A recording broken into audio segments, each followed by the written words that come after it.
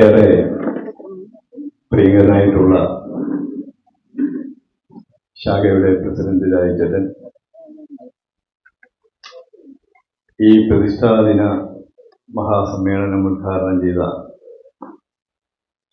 Paravur SNDP യൂണിയന്റെ ഏറ്റവും പ്രിയങ്കരനും ബഹുമാന്യനുമായ secretary Shri Shaiju Manakkappady അവർ, ശാഖയുടെ പ്രിയങ്കരനായ സെക്രട്ടറി, ദീർഘകാല അടുപ്പവും ബന്ധമുള്ളവരാണ് ഇവർ രണ്ടുപേരും, ജയിച്ചേട്ടൻ, ശാഖയുടെ മറ്റ് ഭാരവാഹികൾ, വനിതാ സംഘത്തിന്റെയും കുടുംബ യൂണിറ്റിന്റെയും മൈക്രോ ഫൈനാൻസിന്റെയും ഒക്കെ കൺവീനർമാർ, ജോയിന്റ് കൺവീനർമാർ, അംഗങ്ങൾ, കൊച്ചുമക്കൾ, ഈ ക്ഷേത്രം ശാന്തിമാർ, പ്രിയമുള്ളവരെ, ഷൈജു എന്നെ വിളിച്ചു പറയണത് 6:15 ഞാൻ ഏതൊരു വടക്കുംഭാഗത്ത് വരുമ്പോ പ്രകാശ് ചേട്ടനും ഉണ്ടാവണം. പിന്നെ ഞാൻ വേറെ ഒന്നും ചിന്തിച്ചില്ല. എന്റെ ചിന്ത നേരെ പോയത് 8 വർഷങ്ങൾക്ക് മുമ്പാണ്. ഈ ഗുരുദേവ ക്ഷേത്ര പ്രതിഷ്ഠ നടക്കുമ്പോ കുറിച്ചി ആശ്രമത്തിന്റെ മഠാധിപതി ആണ് പ്രതിഷ്ഠ. രാമകൃഷ്ണൻ ചേട്ടൻ ഉണ്ട്. ആ വേദിയിൽ അന്ന് ആ ചടങ്ങിൽ പങ്കെടുക്കാൻ പറവൂരിൽ നിന്ന് ഞാനും ഉണ്ടായിരുന്നു. അതിലേക്കാണ് എൻ്റെ ചിന്ത പോയത്. ഫ്രീ ആണെന്ന് വെച്ച് ഫ്രീ ആണ്. സെക്രട്ടറി ഇവിടെ എത്തുമ്പോൾ എന്നോട് എത്തിയാൽ മതി എന്ന് പറഞ്ഞു. ഞാനിത് സൂചിപ്പിക്കാൻ കാര്യം, ശ്രീനാരായണ ഗുരുദേവൻ നമ്മളൊക്കെ ഉദ്ദേശിക്കുന്നതിനേക്കാളും ഉപരിയാണ് ചിന്തിക്കുന്നത്. അങ്ങനെ ഗുരുദേവന്റെ കാഴ്ചപ്പാടില്ലായിരുന്നുവെങ്കിൽ ഇന്ന് ഞാനിവിടെ ഇല്ല. ഗുരുദേവൻ പരഹൃദയ ജ്ഞാനിയാണ്. നമ്മൾ എന്തു മനസ്സിൽ ആലോചിക്കുന്നുവോ അത് ശ്രീനാരായണ ഗുരുദേവന് കാണാൻ കഴിയും. ഇപ്പൊ നിങ്ങളിവിടെ ഇരുന്ന് സത്യം, നിങ്ങളിവിടെ ഇരുന്ന് ചേട്ടനിപ്പോ വീട്ടിൽ വരുമല്ല, ഭക്ഷണം കൊടുക്കണമല്ല, കറിയൊന്നും ശരിയാക്കിയിട്ടില്ല എന്ന് നിങ്ങൾ ചിന്തിക്കുന്നുണ്ടെങ്കിലും അത് ഗുരുദേവന് കാണാൻ കഴിയും. പരഹൃദയ ജ്ഞാനിയാണ് ശ്രീനാരായണ ഗുരുദേവൻ. ഈ പ്രതിഷ്ഠാ ദിനത്തിൽ മഹത്തായ ഒരു സന്ദേശം ഞാനിവിടെ പറയാൻ ആഗ്രഹിക്കുകയാണ്. തലശ്ശേരി ജഗന്നാഥ ക്ഷേത്രം പ്രസിദ്ധമാണ്, എല്ലാവർക്കും അറിയാല്ല, കേട്ടിട്ടുണ്ടാവും ഇല്ലേ? 1848 നാരായണ ഗുരുദേവൻ ജനിക്കുന്നത് ശിവഗിരിയുടെ കണക്കനുസരിച്ച്, മറ്റുള്ളവര് ചിലപ്പോ ഇവിടെ പ്രഭാഷണത്തിന് വന്നിട്ട് 56 അല്ലെങ്കിൽ 54 എന്നൊക്കെ പറയും. ഞാൻ ആ കണക്കല്ല പറയുന്നത്. ശിവഗിരിയുടെ കണക്കനുസരിച്ച് ശ്രീനാരായണ ഗുരുദേവന്റെ ജനനം 1855. 1848 തലശ്ശേരിക്കാരനായിട്ടുള്ള ചിരിയിൽ കണാരൻ എന്ന് പറയുന്ന ഭക്തൻ അവിടെ ഒരു ക്ഷേത്രം ഉണ്ടാക്കുന്നതിന് വേണ്ടി ആള് സമ്പന്നനാണ്. ധാരാളം ഭൂസ്വത്തൊക്കെ ഉണ്ട്. ആവശ്യമുള്ള ഭൂമി മുഴുവൻ ചെരിയിൽ കണാരൻ 1848 ദാനമായി നൽകാൻ തീരുമാനിക്കുകയായി. ക്ഷേത്രത്തിന് സ്ഥാനം കാണണം, സ്ഥപതി വേണം, കുറ്റിയടിക്കണം. അന്ന് ബ്രാഹ്മണനായിരിക്കണം, പൂണൂലുകാരനായിരിക്കണം സ്ഥാനം കാണേണ്ടതും കുറ്റിയടിക്കേണ്ടതും. ഈ ചെരിയിൽ കണാരൻ ഒരാളെ അന്വേഷിച്ച് നടന്നിട്ട് കിട്ടാനില്ല. ചോദിച്ചത് ഭീമമായ ദക്ഷിണയാണ്. ഒരാളെ കിട്ടിയപ്പോൾ അദ്ദേഹം ചോദിച്ചത്. ആ ദക്ഷിണയും ഇദ്ദേഹം ദാനമായി നൽകുന്ന ഭൂമിയും ആ സ്വത്തുമായി താരതമ്യം ചെയ്യുമ്പോൾ അദ്ദേഹം നൽകുന്ന ഭൂമിയേക്കാൾ കൂടുതലാണ് ഇദ്ദേഹം ചോദിക്കുന്ന ദക്ഷിണയും അതിനനുസരിച്ച വസ്ത്രങ്ങളും. അവിടെ വെച്ച് ചിരിയിൽ കണാരൻ ഈ സംരംഭം അവസാനിപ്പിക്കുകയാണ് 1848. അതിനുശേഷം 7 വർഷം കൂടി കഴിഞ്ഞിട്ടാണ് ശ്രീനാരായണ ഗുരുദേവൻ കേരളത്തിൽ പൂജാതനാകുന്നത്.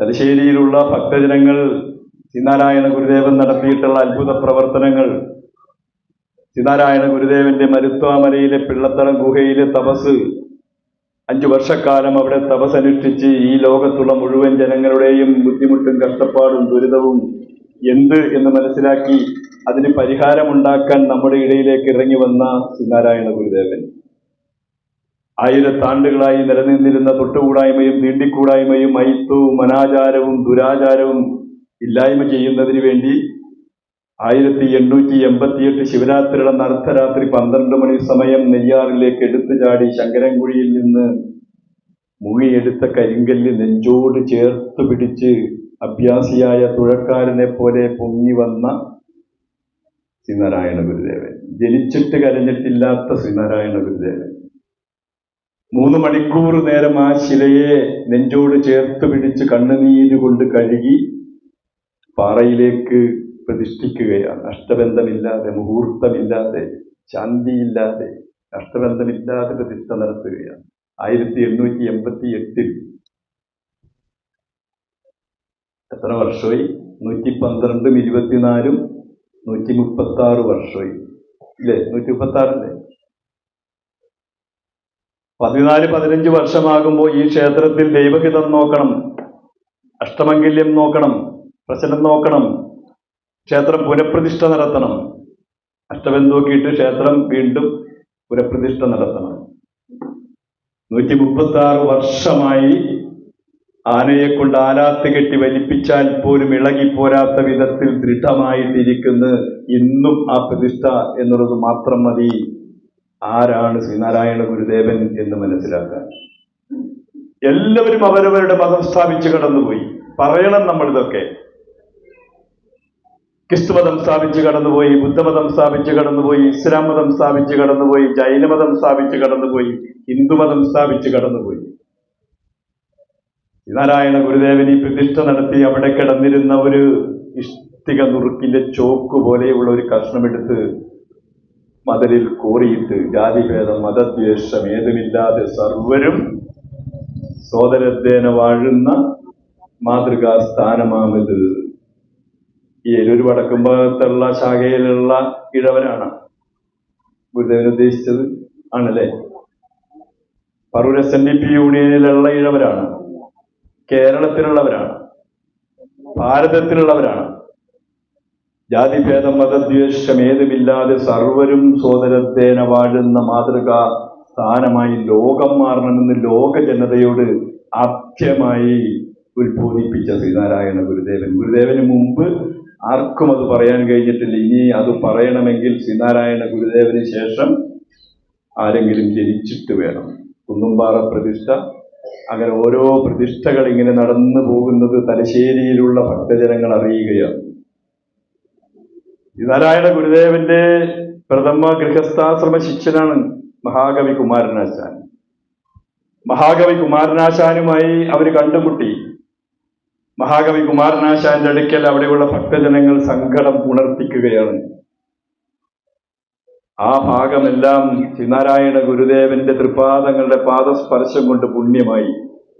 ഞങ്ങൾക്കും ഇവിടെ ശ്രീനാരായണ ഗുരുദേവന്റെ പാദസ്പർശം ഉണ്ടാകണം, ഒന്ന് എഴുന്നള്ളിക്കണം ശ്രീനാരായണ ഗുരുദേവനെ. മഹാകവി കുമാരനാശാനോട് അവരാവശ്യപ്പെടുകയാണ് ഭക്തജനങ്ങൾ. ശ്രീനാരായണ ഗുരുദേവൻ വിചാരിച്ചാൽ നടക്കും എന്നവർക്കറിയാം. മഹാകവി കുമാരനാശാൻ വിചാരിച്ചാൽ നടക്കും എന്നവർക്കറിയാം. മഹാകവി കുമാരനാശാന്റെ ശ്രമകരമായ പ്രവർത്തനം കൊണ്ട് 1905 മാർച്ച് മാസം 17-ാം തീയതി ശ്രീനാരായണ ഗുരുദേവൻ തലശ്ശേരിയിൽ എഴുന്നള്ളുകയാണ്. ഭക്തജനങ്ങൾ ഇങ്ങനെ കൂടിയിരുന്ന് കാര്യങ്ങളെല്ലാം പറഞ്ഞ് ഗുരുദേവന് പറയേണ്ട അല്ലാതെ തന്നെ കാര്യങ്ങൾ അറിയാം. 1905 മാർച്ച് മാസം 21-ാം തീയതി ആ ഭീമമായ ദക്ഷിണ ചോദിച്ചവരെയൊക്കെ അന്താളിപ്പിച്ചുകൊണ്ട് 1905 മാർച്ച് മാസം 21-ാം തീയതി ശ്രീനാരായണ ഗുരുദേവൻ ക്ഷേത്രത്തിന് ശിലാന്യാസം നടത്തുകയാണ്, കല്ലിടുകയാണ്. ഭക്തജനങ്ങളുടെയൊക്കെ വിശ്വാസം എന്താണെന്ന് വെച്ചാൽ ശ്രീനാരായണ ഗുരുദേവൻ കണ്ണല്ലാത്തൊക്കെ പൊന്നാക്കി കൊടുക്കുമെന്നാണ് അവരുടെ വിശ്വാസം. ശ്രീനാരായണ ഗുരുദേവൻ ഇങ്ങനെ അന്തരീക്ഷത്തിൽ നിന്നും ഒക്കെ ഇങ്ങനെ എടുത്ത് വെക്കും എന്നാണ് അവരൊക്കെ ധരിച്ചിരുന്നത്. ഞങ്ങൾക്കൊരു ക്ഷേത്രം വേണം ഭഗവാനെ. ശ്രീനാരായണ ഗുരുദേവൻ ആ ഭക്തജനങ്ങളോട് പറഞ്ഞത് ക്ഷേത്രത്തെ ഉണ്ടാക്കിക്കൊള്ളും, ക്ഷേത്രത്തെ ഉണ്ടാക്കിക്കൊള്ളും. നിങ്ങൾ ഇവിടെ ഒരു ഭണ്ഡാരം നിക്ഷേപിക്കൂ. അവരവിടെ ഭണ്ഡാരമൊക്കെ നിക്ഷേപിച്ച് മരവുരുപ്പിടികൾ, കമ്പി, സിമന്റ്, പല പല സാധനങ്ങളും അവിടെ എത്താൻ തുടങ്ങി, സാമ്പത്തികവും എത്താൻ തുടങ്ങി. ഒരു വർഷം കഴിഞ്ഞപ്പോ ഈ ഭക്തജനങ്ങൾ ശ്രീനാരായണ ഗുരുദേവനെ സമീപിച്ചിട്ട് പറഞ്ഞു, ഭണ്ഡാരം നിറഞ്ഞ് ഇനി എന്തു വേണം, എണ്ണിക്കോളൂ, ഭണ്ഡാരമെടുത്ത് നിങ്ങൾ എണ്ണു. ഭക്തജനങ്ങൾ എല്ലാവരും ഒരുമിച്ചിരുന്ന് ഭണ്ഡാരമെടുത്ത് എണ്ണി 7300 ചില്ലാനം രൂപ, 7356 അങ്ങനെ ഒരു തുക. ഇത് കേൾക്കണവര് വിചാരിക്കണ്ടാവും, ഇപ്പൊ ചേച്ചിയൊക്കെ വിചാരിക്കണ്ടാവും അതുകൊണ്ട് എന്ത് ചെയ്യാൻ, എന്തമ്പലം ഉണ്ടാക്കാൻ. അന്ന് 1 രൂപ കൊടുത്ത ഒരു പണിക്കാരനെ കിട്ടും, 4 പണിക്കാരെ കിട്ടും 1 രൂപ കൊടുത്താൽ. ആ കാലഘട്ടത്തിലാണ് ഇത്രയും തുക ഭണ്ഡാരത്തിൽ. മരവുരുപ്പിടികളും സാധനങ്ങളും എല്ലാം എത്തി. 1908 ഫെബ്രുവരി മാസം 13-ാം തീയതി ശ്രീനാരായണ ഗുരുദേവന്റെ തൃക്കരങ്ങൾ കൊണ്ട് പ്രതിഷ്ഠിച്ച മഹാദേവന്റെ പ്രതിഷ്ഠയാണ് തലശ്ശേരി ജഗന്നാഥ ക്ഷേത്ര പ്രതിഷ്ഠ. അറിയണ്ടേ ഇത് നമ്മൾ? വേണ്ടേ? 1848 ചെരിയിൽ കണാരൻ ആസൂത്രണം ചെയ്ത പദ്ധതി അന്ന് ജനിച്ചിട്ട് പോലുമില്ലാത്ത ശ്രീനാരായണ ഗുരുദേവൻ കേരളത്തിൽ പൂജാതനാകേണ്ടി വന്നില്ലേ? 60 വർഷങ്ങൾക്ക് ശേഷം 1908 60 വർഷങ്ങൾക്ക് ശേഷം ശ്രീനാരായണ ഗുരുദേവന്റെ തൃക്കരങ്ങൾ കൊണ്ട് പ്രതിഷ്ഠിച്ച ക്ഷേത്രമാണ് തലശ്ശേരി ജഗന്നാഥ ക്ഷേത്രം. ആ തലശ്ശേരി ജഗന്നാഥ ക്ഷേത്രത്തിന്റെ പ്രതിഷ്ഠയൊക്കെ കഴിഞ്ഞപ്പോ ശ്രീനാരായണ ഗുരുദേവന്റെ സന്തത സഹചാരികൾ, ഗൃഹസ്ഥ ശിഷ്യന്മാർ അനേകമുണ്ട് അവിടെ. അതിലേറ്റവും പ്രമുഖനാണ് മൂർക്കോത്ത് കുമാരൻ. മൂർക്കോത്ത് കുമാരന് വലിയൊരാഗ്രഹം. തലശ്ശേരിക്കാരനാണ്. നമ്മുടെ SNDP യോഗത്തിന്റെ ഇന്ന് ജനറൽ സെക്രട്ടറിയോടൊപ്പം വലങ്കയായി നിൽക്കുന്ന അരേക്കണ്ടി സന്തോഷക്കാർ. അദ്ദേഹമൊക്കെ ഞാനിപ്പോൾ ഇനി പറയാൻ പോകുന്ന ചരിത്രം നമ്മുടെ ശാഖകളിലൊക്കെ വന്ന് അനവധി പ്രാവശ്യം പറഞ്ഞിട്ടുള്ളതാണ്. മൂർക്കോത്ത് കുമാരന്റെ ആഗ്രഹം തലശ്ശേരി ജഗന്നാഥ ക്ഷേത്രത്തിന്റെ തിരുമുറ്റത്ത് ഗുരുദേവന്റെ ഒരു വെങ്കല വിഗ്രഹം ഉണ്ടാകണം. ലോകത്തിൽ ആദ്യത്തെ ഒരാഗ്രഹമുണ്ട്, ശ്രീനാരായണ ഗുരുദേവന്റെ വെങ്കല വിഗ്രഹം ഇവിടെ ഉണ്ടാകണം. മൂർക്കോത്ത് കുമാരനും സംഘവും അതിന്റെ ശ്രമകരമായ പരിപാടികളുമായി മുന്നോട്ട് പോയി.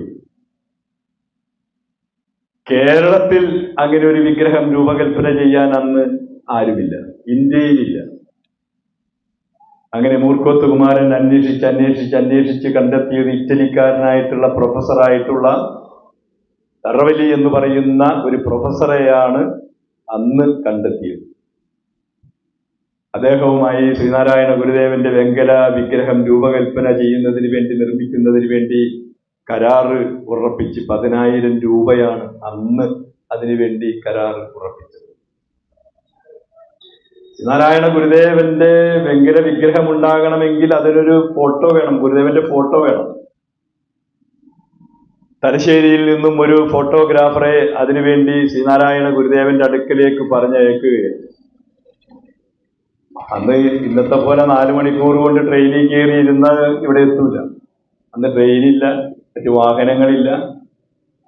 കരമാർഗവും ജലമാർഗവും ഒക്കെയായി അവർ നിയോഗിച്ച ശേഖരൻ എന്ന് പറയുന്ന ഫോട്ടോഗ്രാഫർ ശിവഗിരിയിലേക്ക് യാത്ര പുറപ്പെട്ടു. അപ്പൊ ശേഖരന്റെ മനസ്സിൽ ഇങ്ങനെ ആദിയാണ്, ശ്രീനാരായണ ഗുരുദേവനെ ഏത് രൂപത്തിലിരുത്തിയുള്ള ഫോട്ടോയായിരിക്കണം എടുക്കേണ്ടത്. ശ്രീനാരായണ ഗുരുദേവനോട് ഇന്ന വിധത്തിൽ ഇരുന്ന് താ എന്നൊക്കെ പറയാൻ പറ്റൂല. അങ്ങനെ ആവരാതി പിടിച്ച അങ്കലാപ്പിലാണ് ശേഖരൻ യാത്ര ചെയ്യുന്നത്. അവിടെ ചെന്നപ്പോ ശ്രീനാരായണ ഗുരുദേവൻ ശേഖരനെ കണ്ട മാത്രയിൽ ശേഖരനോട് ചോദിച്ച ഒരു ചോദ്യമുണ്ട്, വളരെ പ്രസക്തമാണ്. ഈ മാവിന്റെ പടമെടുക്കാൻ, അതിന്റെ രസപ്പടം എടുക്കാൻ കഴിയുമോ? അല്പം നമുക്കൊന്ന് ആലോചിച്ചാൽ മനസ്സിലാക്കാൻ കഴിയും, ഇല്ലേ ചേച്ചി? എന്റെ പുറം നിങ്ങൾക്ക് എടുക്കാൻ കഴിയും, ഉള്ളെടുക്കാൻ, ഫോട്ടോയിൽ എടുക്കാൻ കഴിയുമോ എന്നായിരിക്കണം ആ ചോദ്യം എന്ന് ഞാൻ ഇപ്പോഴും ധരിച്ചു വെച്ചേക്കുന്നു. മാവിന്റെ പടം എടുക്കാം, നിങ്ങൾക്ക് രസപ്പടം എടുക്കാൻ കഴിയുമോ? ചരിത്രത്തിൽ എഴുതി വെച്ചിരിക്കുന്നത്, ശേഖരൻ തിരിച്ചു പോകുമ്പോ പറഞ്ഞിട്ടുള്ളത്, ഞാൻ ഏത് വിധത്തിൽ ശ്രീനാരായണ ഗുരുദേവനെ ഇരുത്തി ഫോട്ടോ എടുക്കണമെന്ന് മനസ്സിൽ ആഗ്രഹിച്ചുവോ അതേ വിധത്തിൽ ശ്രീനാരായണ ഗുരുദേവൻ ഇരുന്ന് തരികയായിരുന്നു. ഞാൻ എൻ്റെ പ്രഭാഷണം ആരംഭിച്ചപ്പോൾ തന്നെ പറഞ്ഞില്ലേ, പരഹൃദയ ജ്ഞാനിയാണ് ശ്രീനാരായണ ഗുരുദേവൻ. നമ്മൾ എന്തു മനസ്സിൽ ആഗ്രഹിക്കുന്നുവോ ആലോചിക്കുന്നുവോ അത് കാണാൻ ശ്രീനാരായണ ഗുരുദേവന് കഴിയും. ശേഖരൻ മനസ്സിൽ ആലോചിച്ചതുപോലെ ഇരുന്നു കൊടുത്ത് ശ്രീനാരായണ ഗുരുദേവൻ ഈ ഫോട്ടോ ഇറ്റലിയിലേക്ക് മുർക്കൊത്ത് കുമാരനും സംഘവും അയച്ചു കൊടുത്ത്, അദ്ദേഹം ഈ ഫോട്ടോ എടുത്തു വെച്ച് ഇങ്ങനെ ആദ്യം തന്നെ സ്കെച്ച് ഇടണം, ഇല്ലേ മോളെ? ഇതിങ്ങനെ മുഖത്തോട്ട് നോക്കാത്ത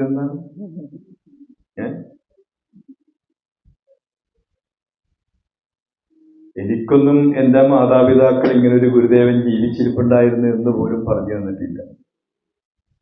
ഭൂരിഭാഗം എൻ്റെയൊക്കെ പ്രായമുള്ളവരുടെ അവസ്ഥ അതായിരിക്കും, ഇല്ലേ? ഇങ്ങനൊരു ശ്രീനാരായണ ഗുരുദേവൻ ജീവിച്ചിരുന്നതായിട്ട് പോലും നമുക്ക് പറഞ്ഞു തന്നിട്ടില്ല. ഇവരൊക്കെ ഭാഗ്യവതികളാണ്. എൻ്റെ മുമ്പിലിരിക്കുന്ന കൊച്ചുമക്കൾ ഭാഗ്യവാന്മാരാണ്. ശ്രീനാരായണ ഗുരുദേവന്റെ ക്ഷേത്രം, ശ്രീനാരായണ ഗുരുദേവന്റെ പ്രതിഷ്ഠ, ആ ശ്രീനാരായണ ഗുരുദേവനെ കുറിച്ച് പറഞ്ഞു കൊടുക്കാൻ ശാഖയും കുടുംബ യൂണിറ്റും യൂണിയനും ഒക്കെ പ്രഗത്ഭമതികളെ ആയിട്ടുള്ള ആളുകളെയാണ് ഇവരുടെ മുമ്പിൽ എത്തിച്ചു കൊടുക്കുന്നത്. നമുക്ക് നഷ്ടപ്പെട്ടു പോയ ശ്രീനാരായണ ഗുരുദേവൻ, ശരിയല്ലേ ഞാൻ പറഞ്ഞത്? നമുക്ക് നഷ്ടപ്പെട്ടു പോയ ശ്രീനാരായണ ഗുരുദേവനെ വീണ്ടെടുക്കേണ്ടത് ഇനി എൻ്റെ മുമ്പിൽ ഇരിക്കുന്ന ഈ കൊച്ചുമക്കളാണ്. അതിനുള്ള അവസരമാണ് പറവൂർ SNDP യൂണിയൻ ഒരുക്കുന്നത്. ദർശനോത്സവത്തിലൂടെ ശ്രീനാരായണ ഗുരുദേവനെ ദർശിക്കാനുള്ള അവസരമാണ് ഈ 18ഉം 19ഉം തീയതികളിലൂടെ നമുക്ക് കരഗതമാകാൻ പോകുന്നത്. ഫോട്ടോ എടുത്തു വെച്ച് ഇങ്ങനെ സ്കെച്ചിടാൻ നോക്കും, പക്ഷേ ശ്രീനാരായണ ഗുരുദേവന്റെ പൂർണ്ണ രൂപം അദ്ദേഹത്തിന് തെളിഞ്ഞു കിട്ടണില്ല, സ്കെച്ചിടാൻ പറ്റണില്ല. അവസാനം എന്തൊക്കെ ചെയ്തിട്ടും പരാജയത്തിലേക്ക് പോവുകയാണ്. മൂർക്കോത്ത് കുമാരന് ടെലഗ്രാം ചെയ്ത് കമ്പിയടിച്ച് ഞാൻ ഈ കരാറിൽ നിന്നും ഒഴിയുകയാണ്, ആ വാങ്ങിച്ച കാശും തിരിച്ചു കൊടുക്കാൻ തീരുമാനിക്കുകയാണ്. അങ്ങനെ തീരുമാനിച്ച് തവറിൽ ഇരിക്കുമ്പോ അന്ന് നേരം വെളുക്കാറായി, 3 മണി സമയം. ശ്രീനാരായണ ഗുരുദേവൻ തവറിലേക്ക് പ്രത്യക്ഷപ്പെടുകയാണ്. പൂർണ്ണ രൂപം തെളിഞ്ഞു കിട്ടുകയാണ്. രാവിലെ തന്നെ എഴുന്നേറ്റ് കുളിച്ച് ചിത്രവസ്ത്രമൊക്കെ ധരിച്ച് പേപ്പർ എടുത്ത് ഫോട്ടോ എടുത്തു വെച്ച് ഗുരുദേവന്റെ സ്കെച്ചിട്ട് എന്ത് ചെയ്യണമെങ്കിലും ശ്രീനാരായണ ഗുരുദേവൻ വിചാരിക്കണം. ശ്രീനാരായണ ഗുരുദേവനുമായി ബന്ധപ്പെട്ട് എന്ത് കാര്യം നടക്കണമെങ്കിലും ശ്രീനാരായണ ഗുരുദേവൻ തന്നെ വിചാരിക്കണം. തവറിലെ ആ വിഗ്രഹത്തിന്റെ പണികളുമായി മുന്നോട്ട് പോയി വെങ്കല വിഗ്രഹം പൂർത്തീകരിച്ച് അവിടുന്ന് സിലോൺ വഴി കൊളംബോ വഴിയാണ് കേരളത്തിൽ എത്തിക്കേണ്ടത്. ആ സമയം ശ്രീനാരായണ ഗുരുദേവൻ സിലോണിൽ വിശ്രമിക്കുകയാണ്. ശ്രീനാരായണ ഗുരുദേവൻ സിലോണിൽ വിശ്രമിക്കുമ്പോൾ ഏതും ഒരു വാക്ക് പറഞ്ഞിട്ടുണ്ടെങ്കിൽ ആ വാക്കിൽ ശ്രീനാരായണ ഗുരുദേവന്റെ അത്ഭുതമുണ്ട്. കസ്റ്റംസുമായി ബന്ധപ്പെട്ടവർക്കറിയാം, ഇമ്പോർട്ട് ചെയ്യുന്നതും എക്സ്പോർട്ട് ചെയ്യുന്നതുമായ ഒരു വസ്തു പോർട്ടിൽ വെച്ച് പൊട്ടിക്കാൻ ആർക്കും കഴിയില്ല. അത് എത്തേണ്ട സ്ഥലത്തെത്തി കഴിയുമ്പോഴേ അത് പൊട്ടിക്കുള്ളൂ. ഈ ശ്രീനാരായണ ഗുരുദേവന്റെ വെങ്കല വിഗ്രഹം കൊണ്ടുവന്ന പെട്ടി കസ്റ്റംസ് ഉദ്യോഗസ്ഥന്മാർ ശ്രീനാരായണ ഗുരുദേവന്റെ സാന്നിധ്യത്തിൽ പൊട്ടിക്കുകയാണ്. അതാണ് ഞാൻ പറഞ്ഞത്, എവിടെയും അത്ഭുതമായിരിക്കും ശ്രീനാരായണ ഗുരുദേവന്റെ ഓരോ പ്രവർത്തനത്തിലും. മൂർക്കോത്ത് കുമാരൻ ശ്രീനാരായണ ഗുരുദേവനോട് ചോദിക്കുന്ന ഒരു ചോദ്യമുണ്ട് ഈ വിഗ്രഹം കാണിച്ചിട്ട്. എങ്ങനെയുണ്ട് സ്വാമി? കൊള്ളാം ചേട്ടാ, ആഹാരമില്ലാതെ ജീവിച്ചുകൊള്ളും. ഇത് പിന്നീട് നിങ്ങൾക്കത് മനസ്സിലാവും. കൊള്ളാം, ആഹാരമില്ലാതെ ജീവിച്ചുകൊള്ളും. അങ്ങനെ സിലോണിൽ നിന്നും കൊളംബോ പോർട്ട് വഴി കരയിലെത്തിച്ച് അവരാ വിഗ്രഹം തലശ്ശേരിയിലെത്തി. പിന്നെ അവരുടെ ആഗ്രഹം ശ്രീനാരായണ ഗുരുദേവന്റെ തൃക്കരങ്ങൾ കൊണ്ട് തന്നെ ഈ പ്രതിഷ്ഠയും നിർവഹിക്കണം. ശ്രീനാരായണ ഗുരുദേവൻ അവരോട് പറഞ്ഞത്, ബോധാനന്ദനുണ്ടല്ലോ, ബോധാനന്ദൻ അത് നിർവഹിക്കും. അപ്പൊ വന്നവർക്ക് അത്ര തൃപ്തിയായില്ല എന്ന് ഗുരുദേവന് മനസ്സിലായി. ഗുരുദേവൻ അവരോട് പറഞ്ഞത്, ബോധാനന്ദനോളം ത്യാഗം നമുക്കില്ലല്ലോ എന്നാണ്. കേട്ടാ, 5 വർഷക്കാലം മരുത്വാമലയിലെ പിള്ളത്തടം ഗുഹയിൽ തപസ്സനുഷ്ഠിച്ച് അവിടെ ഇരുന്ന് ഈ ലോകത്തിലുള്ള മുഴുവൻ ജനങ്ങളുടെയും കഷ്ടപ്പാടും ബുദ്ധിമുട്ടും ദുരിതവും എന്ന് മനസ്സിലാക്കി അതിന് പരിഹാരമുണ്ടാക്കാൻ നമ്മുടെയൊക്കെ മുത്തച്ഛന്റെ തോളത്ത് കൈയിട്ട് 73 വർഷക്കാലം നമ്മുടെ മുന്നിലൂടെ കടന്നുപോയ ശ്രീനാരായണ ഗുരുദേവൻ പറയുകയാണ്, ബോധാനന്ദനോളം ത്യാഗം നമുക്കില്ലല്ലോ. അങ്ങനെ ബോധാനന്ദനെ അതിനു വേണ്ടി നിയോഗിക്കുകയാണ്. ആ ബോധാനന്ദന്റെ ചരിത്രം പറഞ്ഞാൽ അത് ഒത്തിരി പറയേണ്ടി വരും. ബോധാനന്ദനെ ആ വിഗ്രഹം പ്രതിഷ്ഠിക്കുന്നതിന് വേണ്ടി നിയോഗിക്കുകയാണ്. ശ്രീനാരായണ ഗുരുദേവന്റെ നിർദ്ദേശപ്രകാരം 1927 മാർച്ച് മാസം 12-ാം തീയതി ശ്രീനാരായണ ഗുരുദേവന്റെ വെങ്കല വിഗ്രഹം തലശ്ശേരി ജഗന്നാഥ ക്ഷേത്രത്തിന്റെ തിരുസന്നിധിയിൽ പ്രതിഷ്ഠിക്കുകയാണ്. എങ്ങനെയുണ്ട്? ഞാൻ നേരത്തെ പറഞ്ഞില്ലേ, കൊള്ളാം, ആഹാരമില്ലാതെ ജീവിച്ചുകൊള്ളും. എങ്ങനെയുണ്ട് സ്വാമി എന്ന് ചോദിച്ചപ്പോ സ്വാമി ഗുരുദേവൻ കൊടുത്ത മറുപടി, കൊള്ളാം, ആഹാരമില്ലാതെ ജീവിച്ചുകൊള്ളും. നമ്മുടെ വിഗ്രഹം ആ കടലിലേക്ക് കളഞ്ഞു പൊയ്ക്കോ എന്ന് ശ്രീനാരായണ ഗുരുദേവൻ പറഞ്ഞില്ല. ശ്രീനാരായണ ഗുരുദേവന്റെ ഏറ്റവും പ്രധാനപ്പെട്ട ശിഷ്യൻ ബോധാനന്ദ സ്വാമിയെ കൊണ്ട് തലശ്ശേരി ജഗന്നാഥ ക്ഷേത്രത്തിന്റെ തിരുസന്നിധിയിൽ ശ്രീനാരായണ ഗുരുദേവൻ ജീവിച്ചിരിക്കുമ്പോൾ 1927 മാർച്ച് മാസം 12-ാം തീയതി നമുക്ക് പ്രതിഷ്ഠിച്ച് തന്നിട്ടുണ്ട് എങ്കിൽ ഞാൻ പറയും, ശ്രീനാരായണ ഗുരുദേവനെ ഇതുപോലെ ക്ഷേത്രമുണ്ടാക്കി ക്ഷേത്രത്തിൽ പ്രതിഷ്ഠിച്ച് ദിവസവും രാവിലെയും വൈകുന്നേരവും നട തുറന്ന് പൂജ നടത്താൻ, ഉത്സവം നടത്താൻ നമുക്ക് തന്ന അവകാശമാണ്, നമുക്ക് തന്ന അധികാരമല്ലേ ശ്രീനാരായണ ഗുരുദേവൻ. അല്ലെങ്കിൽ ആ വിഗ്രഹം കടലിലേക്ക് കളഞ്ഞിട്ട് പൊയ്ക്കോ എന്ന് ഗുരുദേവൻ പറഞ്ഞില്ല. ചില ആളുകൾ പറയും ശ്രീനാരായണ ഗുരുദേവനെ പ്രതിഷ്ഠിക്കണമെന്നോ ശ്രീനാരായണ ഗുരുദേവൻ ഈശ്വരനാണെന്നോ പറയാത്ത ആളുകൾ ഇന്നുമുണ്ട്. ശ്രീനാരായണ ഗുരുദേവന്റെ വിഗ്രഹം പ്രതിഷ്ഠിക്കണമെന്നോ പ്രതിഷ്ഠിക്കണ്ട എന്നോ പറഞ്ഞിട്ടില്ല. പക്ഷേ നാരായണ ഗുരുദേവൻ ജീവിച്ചിരിക്കുമ്പോൾ ശ്രീനാരായണ ഗുരുദേവന്റെ വെങ്കല വിഗ്രഹം തലശ്ശേരി ജഗന്നാഥ ക്ഷേത്രത്തിന്റെ തിരുസന്നിധിയിൽ പ്രതിഷ്ഠിച്ചിട്ടുണ്ട് എങ്കിൽ കുടുംബ യൂണിറ്റ് നടക്കുമ്പോൾ ശ്രീനാരായണ ഗുരുദേവന്റെ ഫോട്ടോ വെച്ച് ഫോട്ടോയിൽ മാല ചാർത്തി ഭദ്രദീപം തെളിയിച്ചുകൊണ്ട് ലോകം കണ്ട വിപ്ലവകാരി മഹാകവി കുമാരനാശാൻ നമുക്ക് രചിച്ചു തന്ന കൃതി ഇവരൊക്കെ ഒന്ന് അറിയട്ടെ. ഗുരുദേവൻ ഈശ്വരനല്ല, രാഷ്ട്രീയ നേതാക്കന്മാർ നാൽക്കവലകളിൽ നിന്ന് പ്രസംഗിക്കും. ശ്രീനാരായണ ഗുരുദേവൻ സാമൂഹ്യ പരിഷ്കർത്താവാണ്, ശ്രീനാരായണ ഗുരുദേവൻ വിപ്ലവകാരിയാണ്, ശ്രീനാരായണ ഗുരുദേവൻ കവിയല്ലേ, ശ്രീനാരായണ ഗുരുദേവൻ ഋഷിയല്ലേ, ശ്രീനാരായണ ഗുരുദേവൻ പച്ച മനുഷ്യനല്ലേ. ഈ പച്ച മനുഷ്യന്റെ ഫോട്ടോ വെച്ച് ഫോട്ടോയിൽ മാല ചാർത്തി ഭദ്രദീപം തെളിയിച്ചുകൊണ്ട് ഈശ്വരനായി കാണാൻ കഴിയുമോ എന്ന് ചോദിക്കുന്നവരിന്നുമുണ്ട്. വിപ്ലവകാരിയും സാമൂഹ്യ പരിഷ്കർത്താവും കവിയും ഋഷിയും ഒക്കെയായി കാണേണ്ടവരങ്ങനെ കണ്ടോട്ടെ. ശ്രീനാരായണ ഗുരുദേവനെ ഈശ്വരനായി കാണേണ്ടവർക്ക് ഈശ്വരനായി കാണാം. ആരാ മഹാകവി കുമാരനാശാൻ? മഹാകവി കുമാരനാശാനോളം പോന്ന വിപ്ലവകാരി ഇപ്പോ ഏതായാലും ഇവിടെയില്ല, ഈ യൂണിയനില്ല, കേരളത്തിലില്ല, ലോകത്ത് കാണാൻ കഴിയും എന്ന് പറയാൻ കഴിയില്ല. അത്രക്ക് ലോകം കണ്ട വിപ്ലവകാരി മഹാകവി കുമാരനാശാൻ. സ്വാതന്ത്ര്യം തന്നെ അമൃതം, സ്വാതന്ത്ര്യം തന്നെ ജീവിതം, പാരതന്ത്ര്യം മാനികൾക്ക് മൃതിയേക്കാൾ ഭയാനകമെന്ന് ലോക ജനതയോട് വിപ്ലവദ്ധതയോടുകൂടിയ മുദ്രാവാക്യം ആദ്യമായി ലോക ജനതയുടെ മുന്നിലേക്ക് വെച്ച മഹാകവി കുമാരനാശാൻ. മാറ്റുവിൻ ചട്ടങ്ങളെ, ഇല്ലേ, ഭരണഘടനയും അത്രയ്ക്ക് വിപ്ലവകരമായ മുദ്രാവാക്യം നമ്മുടെ മുന്നിലേക്ക് വെച്ച മഹാകവി കുമാരനാശാൻ. നാരായണ ഗുരുദേവന്റെ മഹാകവി കുമാരനാശാന്റെ വിദ്യാഭ്യാസമൊക്കെ കഴിഞ്ഞ് ബംഗാളിൽ നിന്ന് പരിപൂർണനായി രൂപപ്പെട്ടിട്ടുണ്ട് എന്ന് മനസ്സിലാക്കിയ ശ്രീനാരായണ ഗുരുദേവൻ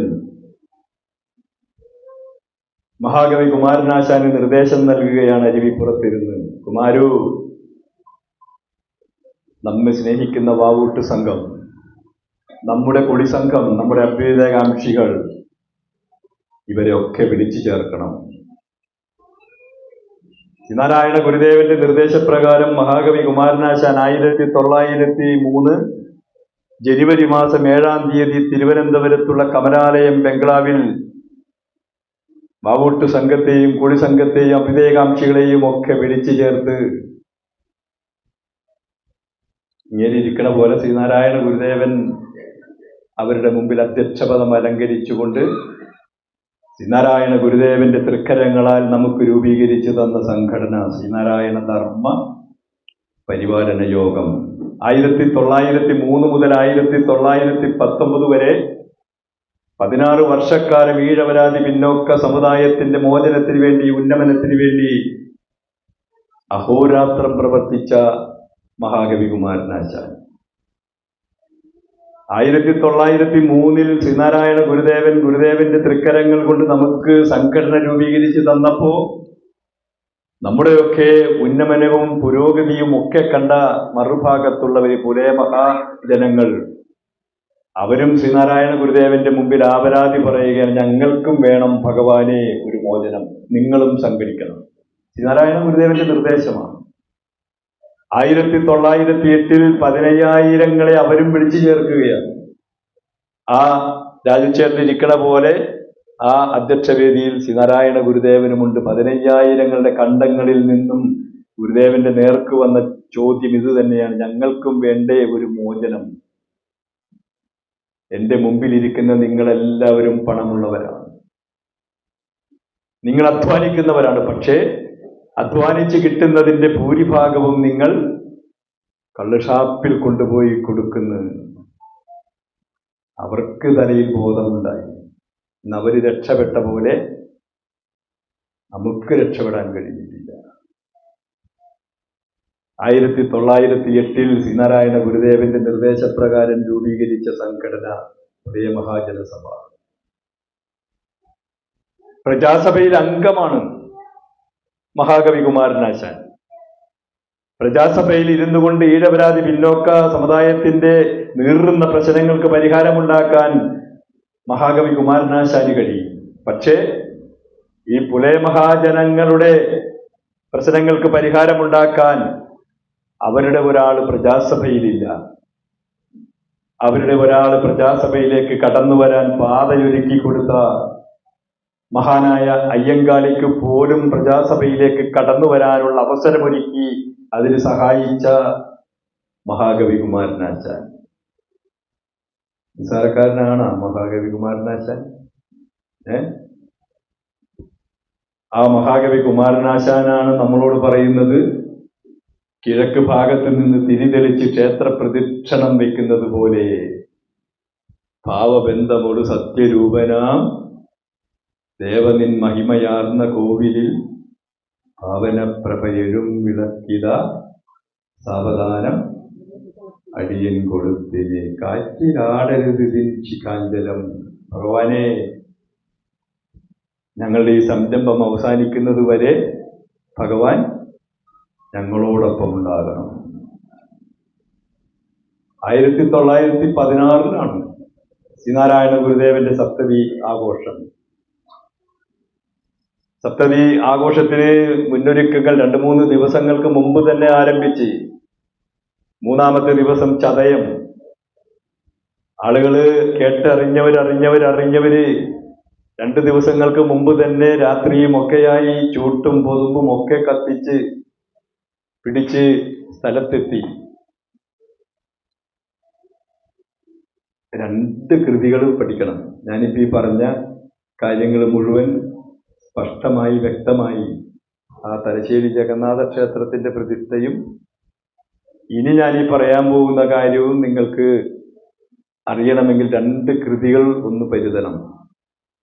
ഒന്ന്, പറവൂർ SNDP യൂണിയൻ ഇന്ന് ഈ അവസ്ഥയിലായിട്ടുണ്ടെങ്കിൽ 140 യൂണിയനുകളിലും തലയെടുപ്പോടുകൂടി നിൽക്കുന്ന ഒരു യൂണിയനായി പറവൂർ SNDP യൂണിയൻ മാറിയിട്ടുണ്ട് എങ്കിൽ അതിന് കാരണഭൂതനായിട്ടുള്ള ഒരാളുണ്ട്. ആരും സ്മരിക്കാറില്ല, ഇല്ലേ ജയിച്ചേട്ടാ?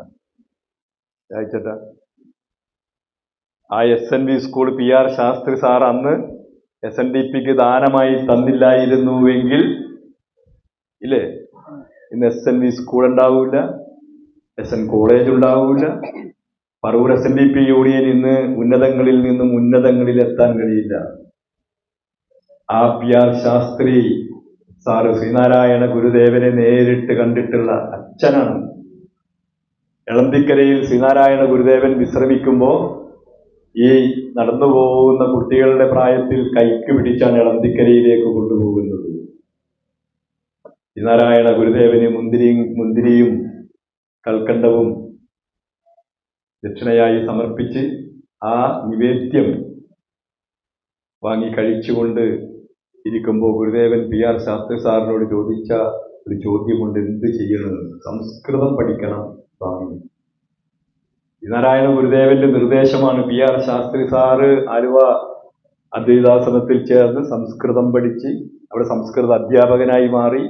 പിന്നെ ഹോമിയോയിലേക്ക് മാറി, പിന്നെ ആയുർവേദം, അങ്ങനെ പല മേഖലകളിലേക്കും മാറിയ ശ്രീനാരായണ ഗുരുദേവന്റെ സന്തത സഹചാരിയായിരുന്ന PR ശാസ്ത്രി സാറ് ഇപ്പൊ പോയ നമ്മുടെ ഷൈജു മനക്കപ്പടിയുടെ ശാഖക്കാർ അന്ന് അടിച്ച് പ്രസിദ്ധീകരിച്ച ഒരു പുസ്തകമുണ്ട്, ഏകലോക പ്രവാചകൻ. PR ശാസ്ത്രി സാർ എഴുതിയതാണ്. ആ PR ശാസ്ത്രി സാർ എഴുതിയ ഏകലോക പ്രവാചകൻ വായിക്കുമ്പോൾ ഞാൻ നേരത്തെ പറഞ്ഞ തലശ്ശേരി ജഗന്നാഥ ക്ഷേത്രത്തിന്റെ കുറച്ച് കാര്യങ്ങൾ അതിൽ നിന്ന് കിട്ടും. പരിപൂർണമായി കിട്ടണമെങ്കിൽ മഹർഷി ശ്രീനാരായണ ഗുരുദേവൻ എന്ന ഒരു പുസ്തകം ഡോക്ടർ ടി ഭാസ്കരൻ രചിച്ചിട്ടുണ്ട്. ഡോക്ടർ ടി ഭാസ്കരൻ രചിച്ചിട്ടുള്ള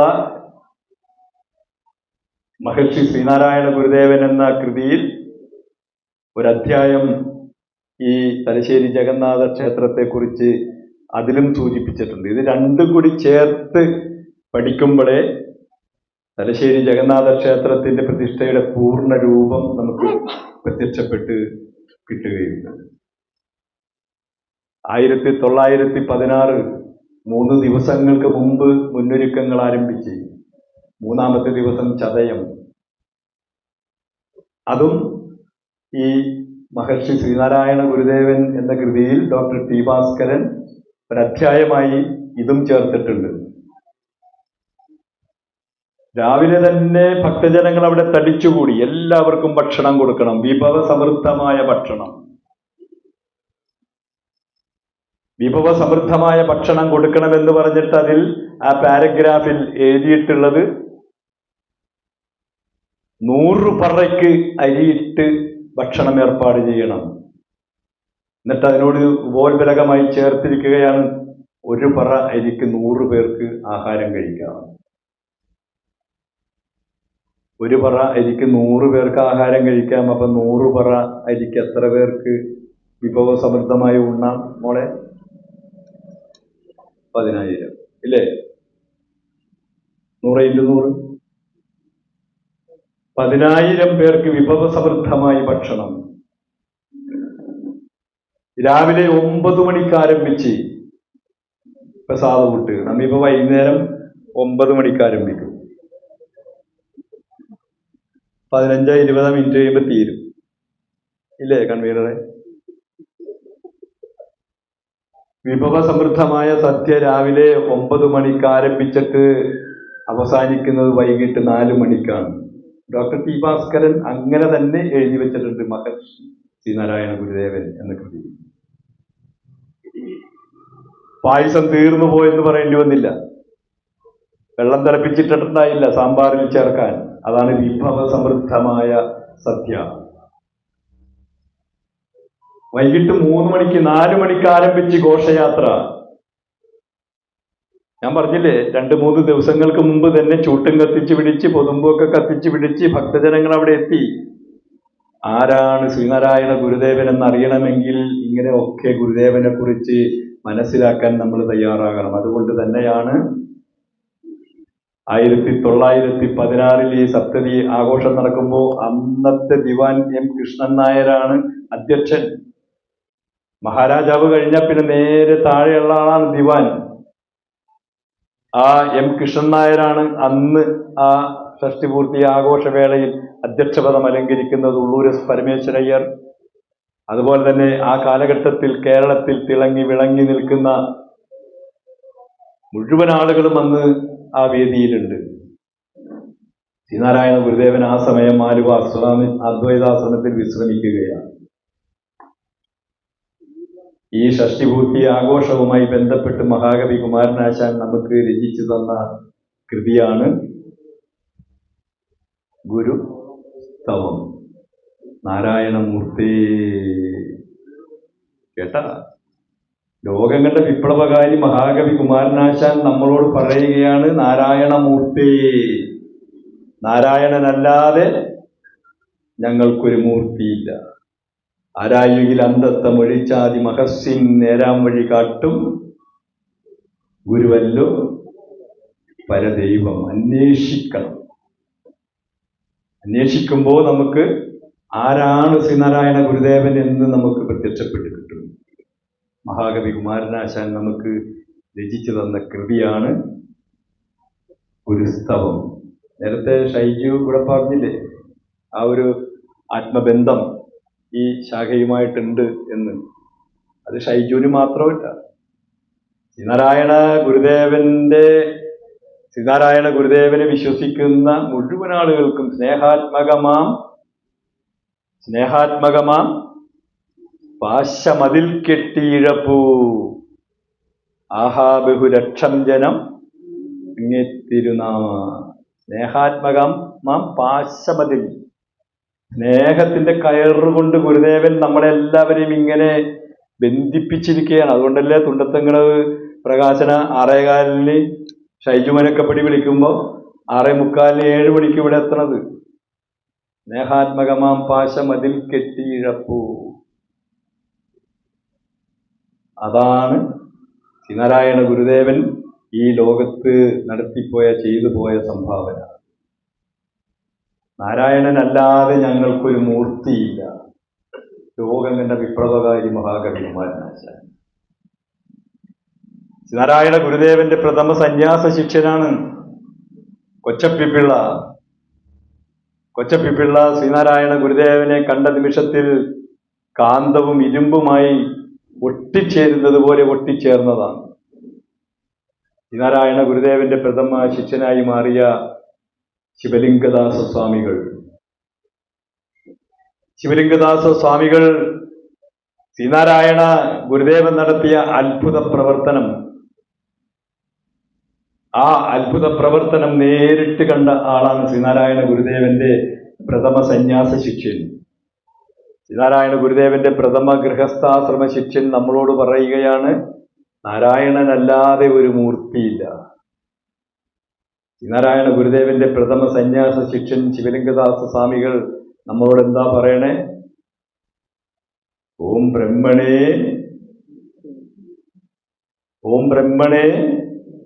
മൂർത്തിമതേ സിതാനാം ശുദ്ധി ഹേതവേ നാരായണ യതീന്ദ്രായ തസ്മൈ ശ്രീ ഗുരവേ നമ. നമോ ഭഗവതേ എന്ന് തുടങ്ങി യസ്യന കൽപ്പതൈ സിദ്ധൈ പദാംബുജലജോലവഃ നാരായണ യതീന്ദ്രായ തസ്മൈ ശ്രീ ഗുരവേ നമ. പഞ്ചാക്ഷരി മന്ത്രം. ആ പഞ്ചാക്ഷരി മന്ത്രം എടുത്തുകൊണ്ടാണ് ശ്രീനാരായണ ഗുരുദേവൻ നടത്തിയ അത്ഭുത പ്രവർത്തനം നേരിട്ട് കണ്ടുകൊണ്ട് പ്രഥമ സന്യാസ ശിഷ്യൻ അദ്ദേഹത്തിന്റെ തൃക്കരങ്ങൾ കൊണ്ട് നമുക്ക് രചിച്ചു തന്ന കൃതിയാണ് ഗുരു ഷഡ്കം എന്ന് ആ തലയും കുമ്പിട്ടിരിക്കണ എന്റെ മോൾ അറിയണ്ടേ?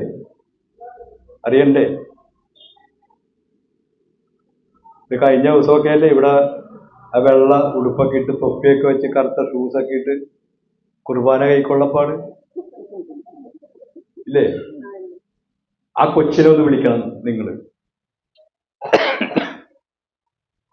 പാതിരാക്ക് 12 മണിക്ക് വിളിച്ചെഴുന്നേൽപ്പിക്കണം. എന്നിട്ട് ചോദിക്കണം, ബൈബിളിൽ ഇത്രാം പേജിൽ ഇന്ന വാക്യം ഒന്ന് പറയണം. മണി പോലെ അവർ പറയും. അതുപോലെ തന്നെ ഖുർആൻ ഏത് ആയത്ത് വേണമെങ്കിലും ആ പ്രായത്തിലുള്ള 10ാം ക്ലാസ്സിലെത്തിയ കുട്ടികളോട് ചോദിച്ചാൽ അവർ പറയും.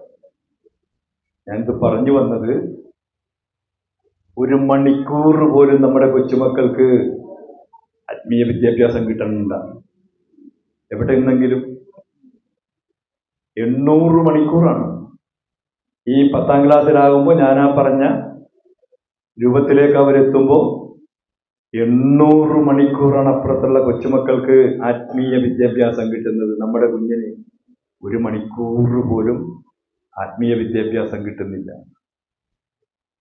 നാരായണ ഗുരുദേവൻ നമുക്ക് രചിച്ചു തന്ന കൃതിയുണ്ടല്ല. ലോകത്ത് ദൈവമുണ്ട് എന്ന് വിശ്വസിക്കുന്ന ആർക്ക് വേണമെങ്കിലും എപ്പോ വേണമെങ്കിലും എവിടെ ഇരുന്ന് വേണമെങ്കിലും ചൊല്ലാവുന്ന കൃതി. ദൈവമുണ്ട് എന്ന് വിശ്വസിച്ചാൽ മാത്രം മതി.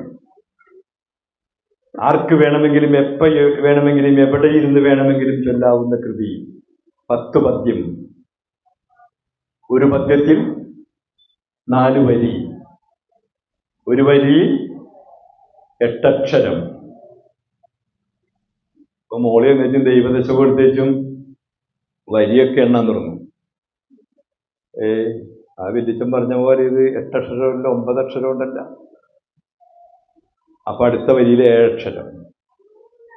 അങ്ങനെ നോക്കുമ്പോ 10 പദ്യത്തിൽ 40 വരികളിലായി 320 അക്ഷരം ഒരു തീപ്പട്ടിയിലാക്കി ഭഗവാൻ നമുക്ക് തന്നിരിക്കുകയാണ്.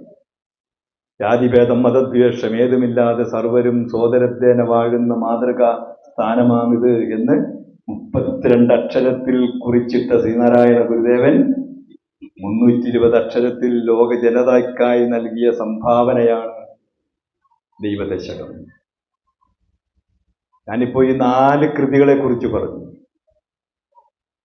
ഈ പ്രതിഷ്ഠാ ദിനത്തിലെങ്കിലും എൻ്റെ മുമ്പിലിരിക്കുന്ന അമ്മമാർ, അച്ഛന്മാർ ഒരു ദൃഢ നിശ്ചയമെടുക്കണം, ഒരു പ്രതിജ്ഞ എടുക്കണം. അടുത്ത കുടുംബ യൂണിറ്റ് നടക്കുമ്പോ എൻ്റെ കുഞ്ഞിനെയും ഞാൻ കൈക്ക് പിടിച്ചു കൊണ്ടുപോകും. അടുത്ത കുടുംബ യൂണിറ്റ് വാർഷികം നടക്കുമ്പോ എൻ്റെ കുഞ്ഞിനെയും ഞാൻ കൈക്ക് പിടിച്ചു കൊണ്ടുപോകും. ഇപ്പൊ ദർശനോത്സവം നടക്കുമ്പോ ആ ദർശനോത്സവത്തിലേക്ക് എൻ്റെ കുഞ്ഞുമക്കളുണ്ടാവും, എൻ്റെ മക്കളുണ്ടാവും, എൻ്റെ പേരക്കുട്ടികളുണ്ടാകും എന്ന ഒരു തീരുമാനമെടുക്കാൻ നമുക്ക് കഴിയണം. 10ാം ക്ലാസ്സിൽ നമ്മുടെ ഒരു കുട്ടി എത്തുമ്പോ ചുരുങ്ങിയ പക്ഷം ഞാൻ ഈ പറഞ്ഞ 4 കൃതിയെങ്കിലും കൃതിസ്ഥമാക്കാൻ നമ്മുടെ മക്കളെ കൊണ്ട് കഴിയണം. അതിനാണ് ഞാൻ ഇത്രയും വിശദമായി പറഞ്ഞത്. ഗുരുഷക്കം, ദീപാർപ്പണം ആരുടെ തൃക്കരങ്ങൾ കൊണ്ട് നമുക്ക് രചിച്ചു തന്ന കൃതിയാണ് എന്ന് ഉറക്കത്തിൽ വിളിച്ചു ചോദിച്ചാലും നമ്മുടെ കൊച്ചുമക്കൾ പറയണം, ഇത് മഹാകവി കുമാരനാശാൻ ദീപാർപ്പണത്തിന് വേണ്ടി നമുക്ക് രചിച്ചു തന്ന കൃതിയാണ് ദീപാർപ്പണം എന്ന് നമ്മുടെ മക്കൾ പറയാൻ തയ്യാറാകും. മോളെ ഗുരുഷക്കം ഒന്ന് ചൊല്ലിയേ എന്ന് അമ്മ പറഞ്ഞു കഴിഞ്ഞാൽ നമ്മുടെ മക്കൾ വായും പൊളിച്ച് നോക്കിയിരിക്കും. ഇല്ല, ശരിയല്ലേ ഞാൻ പറഞ്ഞ? അപ്പൊ അമ്മ ഒന്ന് മൂളിക്കൊടുത്താൽ മതി. ഓം ബ്രഹ്മണെ, ഓ ഇതെനിക്കറിയായിരുന്നില്ല, ഇല്ലേ? അങ്ങനെയല്ലേ അവസ്ഥ? അത് ഏത് സന്ദർഭത്തിൽ ഏത് പശ്ചാത്തലത്തിൽ ആരുടെ തൃക്കരങ്ങൾ കൊണ്ട് നമുക്ക് രചിച്ചു കിട്ടിയ കൃതിയാണ് എന്ന് നമ്മുടെ കൊച്ചുമക്കൾ അറിയണം. അതിനാണ് ഞാൻ ഈ ചരിത്രം ഒന്ന് ചെറുതായിട്ടെങ്കിലും ഞാൻ സൂചിപ്പിച്ചു പോയത്. ശ്രീനാരായണ ഗുരുദേവന്റെ സപ്തതി ആഘോഷവുമായി ബന്ധപ്പെട്ട് മഹാകവി കുമാരനാശാൻ നമുക്ക് രചിച്ചു തന്ന കൃതിയാണ് ഗുരുസ്തവം. നമ്മുടെ കൊച്ചുമക്കളത് പറയണം. ദൈവദശകം, ഈ നാല് കൃതികൾ നമ്മളുടെ കൊച്ചുമക്കളുടെ കരങ്ങളിലേക്ക് കൊടുത്താൽ, കൊച്ചുമക്കളിലേക്ക് നിങ്ങൾ കൊടുത്താൽ, ഗുരുദേവന്റെ കരങ്ങളിലേക്കാണ് നിങ്ങൾ കൊച്ചുമക്കളുടെ കൈ പിടിപ്പിക്കുന്നത്. പിന്നെ നിങ്ങൾ അവരെ തിരിഞ്ഞു നോക്കണ്ട. അവര് 15 വയസ്സായാലും കോളേജിൽ പോകുമ്പോഴാണെങ്കിലും ഉന്നത വിദ്യാഭ്യാസത്തിൽ പോകുമ്പോഴാണെങ്കിലും അപ്പുറത്ത് നിന്ന് ഒരുത്തൻ കണ്ണ് കാണിച്ചാലും കൈ കാണിച്ചാലും പോടാ പുല്ലേ എന്ന് പറഞ്ഞു പോകാൻ നമ്മുടെ കൊച്ചുമക്കൾക്ക് കഴിയും. അതിനുള്ള ആർജവം ഈ 4 കൃതികളിലുണ്ട്. ഈ നാരായണ ഗുരുദേവന്റെ തൃക്കരങ്ങളിലാണ് നിങ്ങൾ നിങ്ങളുടെ കൊച്ചുമക്കളെ ഏൽപ്പിക്കുന്നത്. ഞാനതാണ് എൻ്റെ പ്രഭാഷണത്തിൽ ആദ്യമേ തന്നെ സൂചിപ്പിച്ചത്. നമുക്ക് നഷ്ടപ്പെട്ടു പോയ ശ്രീനാരായണ ഗുരുദേവൻ, നമ്മുടെ മാതാപിതാക്കൾ ഇങ്ങനെ ഒരു ഗുരുദേവൻ ജീവിച്ചിരിപ്പുണ്ടായിരുന്നു എന്ന് പോലും നമുക്ക് പറഞ്ഞു തന്നിട്ടില്ല. ആ ശ്രീനാരായണ ഗുരുദേവന്റെ 8ാമത് പ്രതിഷ്ഠാ ദിനം അല്ലേ രായിച്ചേട്ടാ? ഇന്നിവിടെ നടക്കുമ്പോൾ ആത്മാഭിമാനത്തോടുകൂടി ഈ മേഖലയിലുള്ള നമുക്ക് പറയാൻ കഴിയും, 2002 നമ്മളൊരു സംഭവം നടത്തിയിട്ടുണ്ട്. പലരും ഓർക്കുന്നുണ്ടാവും.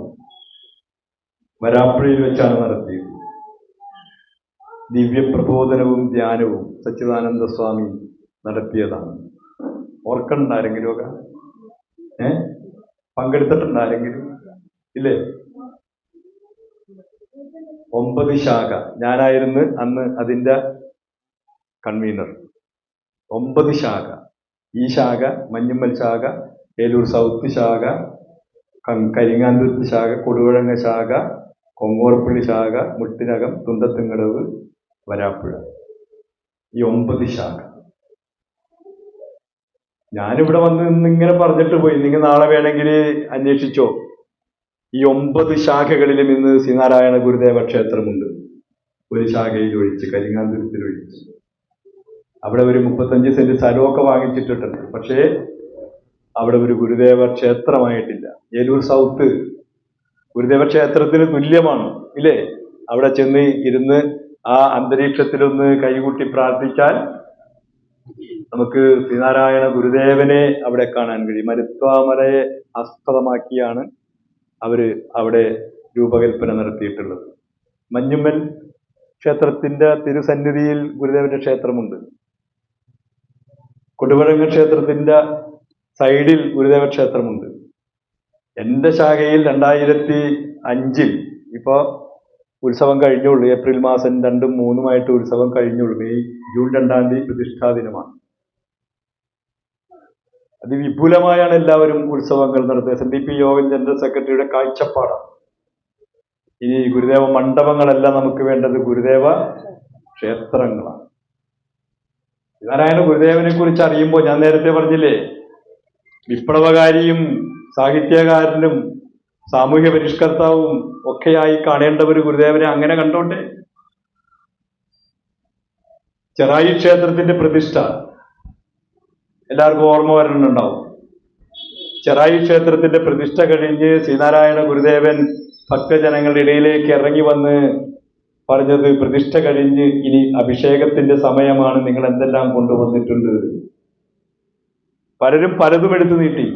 നെയ്യെടുത്ത് നീട്ടി, തൈരെടുത്ത് നീട്ടി, പാലെടുത്ത് നീട്ടി, പുഷ്പമെടുത്ത് നീട്ടി, സുഗന്ധദ്രവ്യങ്ങൾ എടുത്ത് നീട്ടി. ഗുരുദേവൻ അവിടെ ചോദിച്ച, ഭക്തജനങ്ങളോട് ചോദിച്ച ഒരു ചോദ്യമുണ്ട്, വളരെ പ്രസക്തമാണ് ആ ചോദ്യം.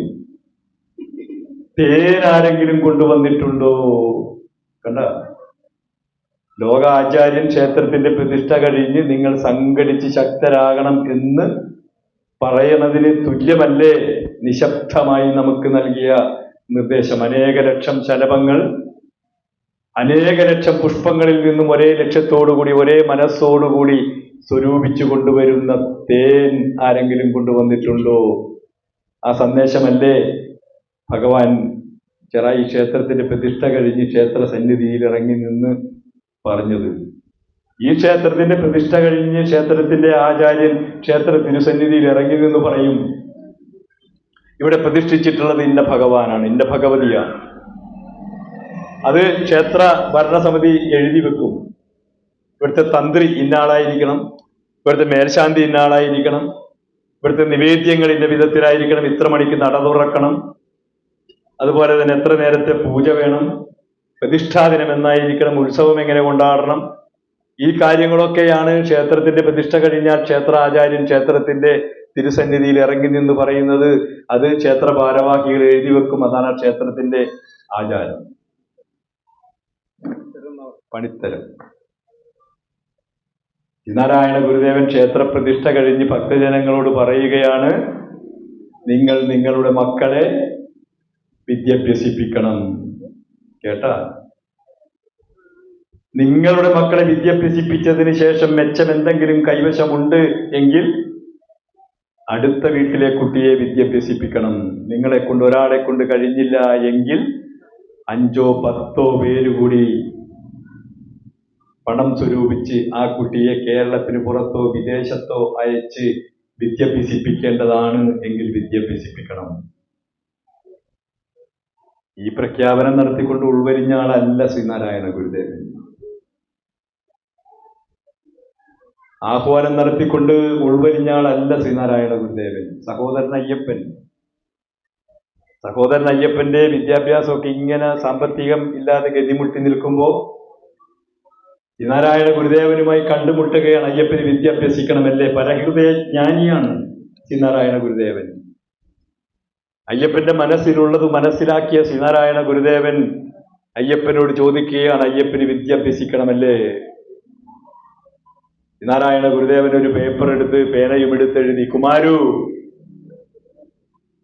SNDP യോഗത്തിന്റെ ജനറൽ സെക്രട്ടറി മഹാകവി കുമാരനാശാന് ശ്രീനാരായണ ഗുരുദേവൻ കത്തെഴുതുകയാണ്, കുമാരു, ഈ വരുന്ന അയ്യപ്പന് നമുക്ക് SNDP യോഗത്തിൽ നിന്നും കിട്ടാനുള്ള വകയിൽ 100 റുപ്പിക അയ്യപ്പന് തിരുവനന്തപുരം മഹാരാജാസിൽ ചേർന്ന് പഠിക്കുന്നതിനുള്ള സാമ്പത്തിക സഹായം നൽകണം. നാരായണ ഗുരു ഒപ്പ്. ആരായി സഹോദരൻ അയ്യപ്പൻ? ഒരു ജാതി, ഒരു മതം, ഒരു ദൈവം പറയുമ്പോൾ ജാതി വേണ്ട, മതം വേണ്ട, ദൈവം വേണ്ട എന്ന് പറയാൻ ഗുരുദേവന്റെ മുഖത്ത് നോക്കി പറയാനുള്ള ആർജവം കാണിച്ച ലോകം കണ്ട വിപ്ലവകാരികളിൽ ഒരാളായ സഹോദരൻ അയ്യപ്പൻ 1000 ആണ്ടുകളായി നിലനിന്നിരുന്ന തൊട്ടുകൂടായ്മയും തീണ്ടിക്കൂടായ്മയും അയിത്തവും അനാചാരവും ദുരാചാരവും കൊടികുത്തി വാഴുമ്പോ ചെറായിയിലുള്ള സ്വന്തം പദ്ധതിയിൽ ഭക്ഷണം പാകപ്പെടുത്തി വീടിന്റെ അകത്തേക്ക് കീഴാളരെ, അധകൃത വിഭാഗത്തിലുള്ളവരെ മുഴുവൻ വിളിച്ചിരുത്തി അവർക്ക് ഭക്ഷണം വിളമ്പിക്കൊടുത്ത് അവരുടെ എച്ചിലെടുത്ത് പുറത്ത് കൊണ്ടുപോയി കളഞ്ഞ് മാതൃക കാണിച്ചു കൊടുത്ത സഹോദരൻ അയ്യപ്പൻ. പോണം നിങ്ങൾ ഒരു ദിവസം.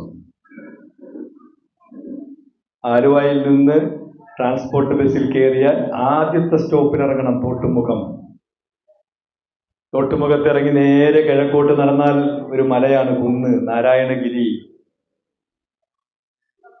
40 ഏക്കർ ഭൂമി ഒരു കൊലപ്പുള്ളിയായിട്ടുള്ള ജയിൽ പുള്ളി ദാനമായി ശ്രീനാരായണ ഗുരുദേവന് നൽകിയതാണ്.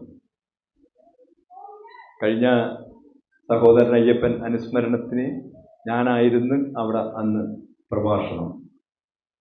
അവിടെ നിന്ന് ഇത് പറയാനുള്ളൊരു യോഗം എനിക്കുണ്ടായി.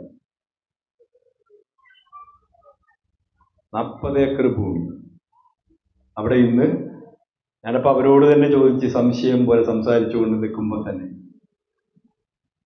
ഈ അനാഥ പെൺകുട്ടികളെ ദത്തെടുത്ത് അവർക്ക് ഉന്നത വിദ്യാഭ്യാസം കൊടുത്ത് നല്ല ജോലി വാങ്ങിച്ചു കൊടുത്ത് നല്ല വരനെ കണ്ടെത്തി നല്ല രീതിയിൽ വിവാഹം കഴിച്ച് 75ഓളം വരുന്ന കുട്ടികളെ ഇന്ന് ഉന്നത നിലയിലേക്ക് എത്തിച്ചിട്ടുണ്ട്. ആ കുട്ടികൾ ഇന്നും അനാഥ കുട്ടികൾ അവിടെയുണ്ട്. അവരോടൊപ്പം ഇരുന്ന് ആഹാരമൊക്കെ കഴിക്കുമ്പോൾ നമുക്ക് എന്ത് നിർവൃതിയാണെന്നറിയാമോ? ഞാൻ അതിനുശേഷം ആ ലൈബ്രറിയിലൊന്ന് പോയി. എനിക്ക് ആവശ്യമുള്ളൊരു പുസ്തകമുണ്ട്, അതൊന്ന് തപ്പാൻ വേണ്ടി. അതുകൊണ്ടാണ് ഞാനിവിടെ ആ ചരിത്രം പറയാതിരുന്നത്. അത് നേരിട്ട് കണ്ടിട്ടില്ല. ശ്രീനാരായണ ഗുരുദേവനുമായി ബന്ധപ്പെട്ട് അബ്ദുൽ അസീസ് ഫൈറോസി എന്ന് പറയുന്ന ആള്, അബ്ദുൽ അസീസ് ഫൈറോസി ശ്രീനാരായണ ഗുരുദേവൻ ഈ പ്രതിഷ്ഠയൊക്കെ കഴിഞ്ഞ് ഇടയ്ക്കിങ്ങനെ അവധൂതനായിട്ട് ചെല്ലുമ്പോൾ ഒരിക്കൽ ശ്രീനാരായണ ഗുരുദേവൻ അവിടെ വിശ്രമിച്ചിരിക്കുമ്പോൾ ഒരാള് മലബാറിൽ നിന്നും തലക്കെട്ടൊക്കെ കെട്ടി ഒരു തലയെക്കെട്ടുകാരൻ വരെയും അബ്ദുൽ അസീസ് ഫൈറോസി. മനസ്സിലായില്ലേ? അവിടെ നിന്ന് ഇറങ്ങുമ്പോൾ തന്നെ ശ്രീനാരായണ ഗുരുദേവൻ അറിയാം ഇത് കുനിഷ്ഠായിട്ടാണ് വരുന്നത് എന്ന്. അല്ല സ്വാമി, ഈ ശ്രീനാരായണ ഗുരുദേവൻ ഉള്ളതാണോ? ആണല്ലോ. പിന്നെ അദ്ദേഹത്തിന്റെ ചോദ്യം, ശ്രീനാരായണ ഗുരുദേവനെ കാണിച്ചു തരാമോ? അതാണ് ഞാൻ നേരത്തെ പറഞ്ഞത്. അബ്ദുൽ അസീസ് ഫൈറോസിക്ക് വേണമെങ്കിൽ ശ്രീനാരായണ ഗുരുദേവന് അപ്പോഴും വേണമെങ്കിൽ ഒരു ചെറിയ ശിക്ഷ കൊടുക്കാമായിരുന്നു. അദ്ദേഹം പറഞ്ഞത് കാണാം, പക്ഷെ നിങ്ങളുടെ നഗ്ന നേത്രങ്ങൾ കൊണ്ടത് കാണാൻ കഴിയില്ല. നിങ്ങൾ എൻ്റെ കയ്യിൽ സ്പർശിക്കൂ, ചക്രവാളത്തിലേക്ക് നോക്കൂ. നടരാജനെയാണ്, നൃത്തത്തിൽ നിൽക്കുന്ന മഹാദേവനെയാണ് അബ്ദുൽ അസീസ് ഫൈറോസിക്ക് കാണാൻ കഴിഞ്ഞത്. ഈ ചരിത്രമൊക്കെ നമ്മുടെ ബിജു പുളിക്കനടുത്ത് 10,000 പങ്കെടുക്കുന്ന മീറ്റിങ്ങിൽ കേരളത്തിന് പുറത്തും വിദേശത്തുമൊക്കെ ചെല്ലുമ്പോൾ നടത്തുന്ന പ്രഭാഷണത്തിൽപ്പെട്ടതാണ്. ഞാൻ അതുകൊണ്ടാണ് ഇവിടെ അത് ആധികാരികമായി പറയാതിരുന്നത്. ഈ അബ്ദുൽ അസീസ് ഫൈറോസി ഒരു പുസ്തകം എഴുതിയിട്ടുണ്ട്, സഞ്ചാരിയാണ്. സഞ്ചാരക്കുറിപ്പിൽ അദ്ദേഹം ഒരു പുസ്തകം എഴുതിയിട്ടുണ്ട്, വിരുദ്ധങ്ങൾ എന്നൊരു പുസ്തകം. പക്ഷെ അത് അന്വേഷിച്ചിട്ട് കിട്ടണില്ല. ഞാൻ ഈ നാരായണഗിരിയിൽ കഴിഞ്ഞ സഹോദരൻ അയ്യപ്പൻ അനുസ്മരണവുമായി ബന്ധപ്പെട്ട് പോയപ്പോൾ അവിടുത്തെ ലൈബ്രറി ഇന്ന് കേരളത്തിൽ ഉണ്ടാകില്ല, അത്രയ്ക്ക് മികച്ച ലൈബ്രറിയാണ്. ഞാൻ ആ ലൈബ്രറിയിലൊക്കെ ഒന്ന് കയറി, അത്രയ്ക്ക് മനോഹരമായ ലൈബ്രറി. അപ്പൊ അവിടെ ഇരിക്കുന്ന ലൈബ്രറിയൻ ആ പെൺകുട്ടിയോട് ഞാൻ ഈ പുസ്തകത്തിന്റെ പേരൊക്കെ എഴുതി കൊടുത്തിട്ട് ഒന്ന് കിട്ടുമോ എന്ന് നോക്കാൻ പറഞ്ഞിട്ടുണ്ട്. ബിജു പുളിക്കനടുത്ത് കഴിഞ്ഞ 2 ആഴ്ചകൾക്ക് മുമ്പ് പാലാരിവട്ടത്ത് ദർശനോത്സവത്തിൽ വന്നപ്പോൾ ഞാൻ ബിജുവിനോട് തന്നെ ചോദിച്ചു. അപ്പൊ ബിജു എൻ്റെ അടുത്ത് പറഞ്ഞത് ബോംബെയിൽ എവിടെയോ ഒരു സ്ഥലത്തുണ്ട്, നേരിട്ട് കണ്ടിട്ടില്ല എന്നാണ്. അതുകൊണ്ടാണ് ആ ആധികാരികത ഇല്ലാത്തത് കൊണ്ടാണ് ഞാനിവിടെ അത് സൂചിപ്പിക്കാതിരുന്നത്. ഞാനതാണ് പറഞ്ഞത്, ശ്രീനാരായണ ഗുരുദേവന്റെ തൃക്കരങ്ങളിലേക്ക് നമ്മുടെ മക്കളെ ഏൽപ്പിക്കണം. ശ്രീനാരായണ ഗുരുദേവനെ ഇനി ലോകമെമ്പാടും പ്രചരിപ്പിക്കേണ്ടത് നമ്മുടെ കൊച്ചുമക്കളാണ്. ഇന്നെന്താ നടക്കണമെന്നറിയാമോ? നാളെ എൻ്റെ മുമ്പിൽ ഇരിക്കുന്ന ഈ മോള് ചിലപ്പോൾ നാളെ കാനഡയിലായിരിക്കും, ഇല്ലേ? എന്തായി തലകാട്ടലിനൊരു ശക്തിയില്ലാത്തത്? ഇപ്പൊ പിള്ളേരൊക്കെ പോണത് കാനഡ, UK അതുപോലെയുള്ള വിദേശ രാജ്യങ്ങളിലാണ്. അവിടെ ചെല്ലുമ്പോൾ അവരോടൊപ്പം ഇവരുടെ പോലെ തന്നെയുള്ള സുഹൃത്തുക്കൾ ഉണ്ടാവും. അവരിവരെ ആക്ഷേപിക്കും. നിങ്ങൾക്ക് 33 കോടി ദൈവങ്ങളില്ലേ, ഞങ്ങൾക്ക് ഒരാളേ ഉള്ളു, ആ ഒരാൾ മതിയല്ല, ഇതൊക്കെ പറഞ്ഞ് നമ്മുടെ കൊച്ചുമക്കളെ ആക്ഷേപിക്കും. നാരായണ ഗുരുദേവൻ വാരണപ്പള്ളി തറവാടിൽ കുമ്മമ്പിള്ളി രാമൻപിള്ള ആശാന്റെ വസതിയിൽ നിന്ന് ഗുരുകുല വിദ്യ അഭ്യസിക്കുമ്പോൾ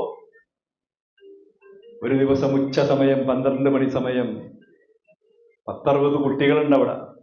6 കൊല്ലമൊക്കെ എത്തിയ കുട്ടികളാണ്. ആ കുട്ടികളൊക്കെ അവിടെ ഇരുന്ന് വിദ്യ അഭ്യസിക്കുമ്പോൾ ശ്രീനാരായണ ഗുരുദേവൻ എഴുന്നേറ്റൊരു ഓട്ടമാണ്. മണിക്കൂറുകൾ ഇങ്ങനെ അവിടെ കിടന്ന് ഓട്ടവും ചാട്ടവും കളിയും. വേറെ ആരെയും കൂടെ കാണാനില്ല. കളിക്കലുണ്ട്, ചിരിക്കലുണ്ട്, ഇതൊക്കെ നടക്കുന്നുണ്ട് മണിക്കൂറുകളായി. അവസാനം നാണു ഒരു തോടിന്റെ അരികത്ത് പോയി ഒരു ചേലേമിങ്ങ പിടിക്കാൻ പോയിട്ട് പിടികിട്ടാത്ത വിധത്തിൽ ബോധം കെട്ട് അവിടെ വീഴുന്നു. കുട്ടികളൊക്കെ കൂടി നാണുവിനെ എടുത്തു പൊക്കി കുമ്മമ്പിള്ളി രാമപിള്ളാശാന്റെ ആ വരാന്തയിൽ കൊണ്ടുവന്നിരുത്തും. തികഞ്ഞ കൃഷ്ണഭക്തനായ കുമ്മമ്പിള്ളി രാമപിള്ളാശാന് കാര്യം മനസ്സിലായി. ഇത്രയും സമയം ലീലയാടിയതും കളിച്ചതും ഒക്കെ ആരുടെ കൂടെയാണ് എന്ന് മനസ്സിലായി. പേനയും കടലാസും എടുത്തു കൊടുത്തിട്ട് ശ്രീനാരായണ ഗുരുദേവനോട് പറയും, ഇപ്പോൾ കണ്ടതൊന്ന് കുറിച്ചു വെക്കണം. അവിടെ ഇരുന്ന് നമുക്ക് രചിച്ചു തന്ന കൃതിയാണ് ശ്രീകൃഷ്ണ ദർശനം. എത്ര വയസ്സ്? 10, 20, 25 വയസ്സിൽ താഴെ. 25 വയസ്സിൽ താഴെയുള്ള സമയത്ത് കൃഷ്ണഭഗവാനുമായി ലീലയാടി നമുക്ക് രചിച്ചു തന്ന കൃതിയാണ് ശ്രീകൃഷ്ണ ദർശനം. ബൈബിള് യേശുക്രിസ്തു എഴുതിയതാണ്. ചോദിക്കണം നമ്മുടെ കൊച്ചുമക്കളെ തെറ്റിദ്ധരിപ്പിക്കാൻ ശ്രമിക്കുമ്പോൾ. ക്രിസ്തുവിന്റെ അനുയായികളായിട്ടുള്ള ശിഷ്യന്മാർ പല ഊഹാപോഹങ്ങളും ഐതിഹ്യങ്ങളും ഒക്കെ വെച്ച് നമുക്ക് രചിച്ചു തന്നിട്ടുള്ള കൃതിയാണ് ബൈബിൾ. ഖുറാൻ നബി എഴുതിയതല്ല ഖുറാൻ. അതുപോലെ തന്നെ നബിയുടെ അഭ്യുദയകാംക്ഷികൾ, സന്തത സഹചാരികൾ, അവരും പല ഊഹാപോഹങ്ങൾ വെച്ച് നമുക്ക് രചിച്ചു തന്ന കൃതിയാണ് ഖുറാൻ. ശ്രീനാരായണ ഗുരുദേവൻ 64ഓളം വരുന്ന കൃതികൾ സ്വന്തം തൃക്കരങ്ങൾ കൊണ്ട് നമുക്ക് രചിച്ചു തന്നിട്ടുണ്ട്.